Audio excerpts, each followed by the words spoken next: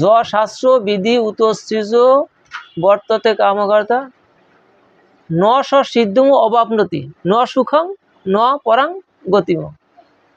কৃষ্ণ ভগবান বললেন, যারা শাস্ত্রের বিধি না মেনে ক্রিয়াকর্মাদি করে, শাস্ত্রের বিধি লঙ্ঘন করে, তাদের ইহকালে কোনো সুখ হয় না, আর পরকালে কোনো গতি হয় না।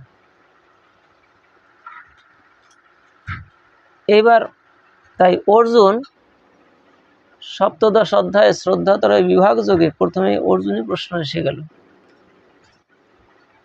অর্জুন বললেন ভগবান শ্রীকৃষ্ণের নিকটে, যে শাস্ত্র বিধি উতসৃজ যজন্তে শ্রদ্ধান্বিতা তেষাং নিষ্ঠা তুকা কৃষ্ণ সত্যম আহো রজস্তম।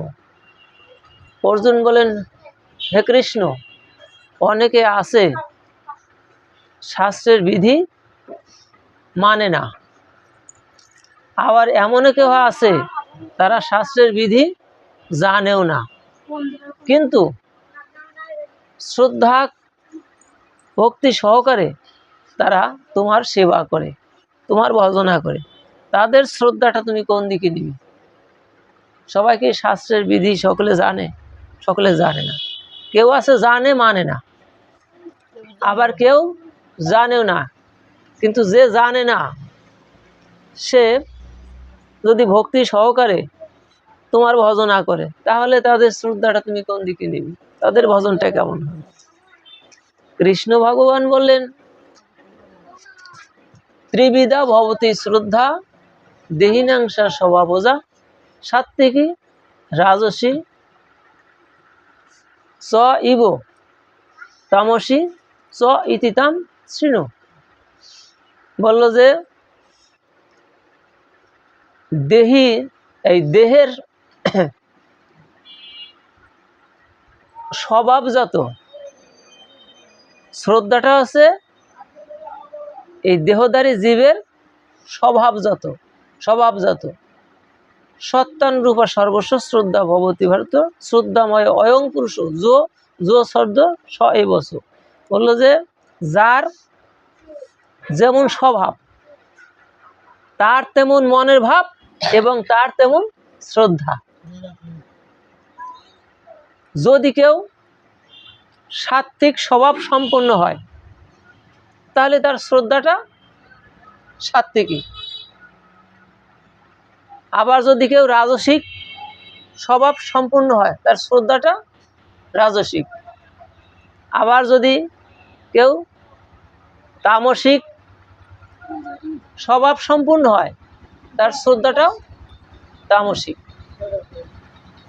কৃষ্ণ ভগবান এইভাবে বললেন। বললো যে সাত্ত্বিক স্বভাবের যারা, তাদের শ্রদ্ধাটা সাত্ত্বিকী। তারা কি করে? তারা ভগবানের সেবা করে, কোনো দেবতার পূজা করে, গুরু গোবিন্দের সেবা করে, পিতৃমাতৃ সেবা করে ইত্যাদি। এদের স্বভাবটা এটা সাত্ত্বিকী। এরপরে রাজসিক স্বভাবের যারা, তাদের সব হলো নিজেকে প্রকাশ করার জন্য যাহা যাহা করণীয় মানে এই সমস্ত কর্মাদি করে, নিজেকে প্রতিষ্ঠা প্রকাশ এই সমস্ত করার জন্য।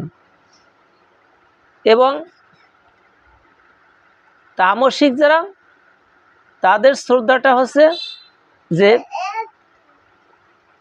এই শ্রদ্ধা শুধু লোক দেখানো মাত্র, কিন্তু প্রকৃতপক্ষে তাদের অন্তরে কখনো কোনো শ্রদ্ধা এবং ভক্তি তাদের অন্তরে বিরাজ করে না। রাধে রাধে, হরি বল।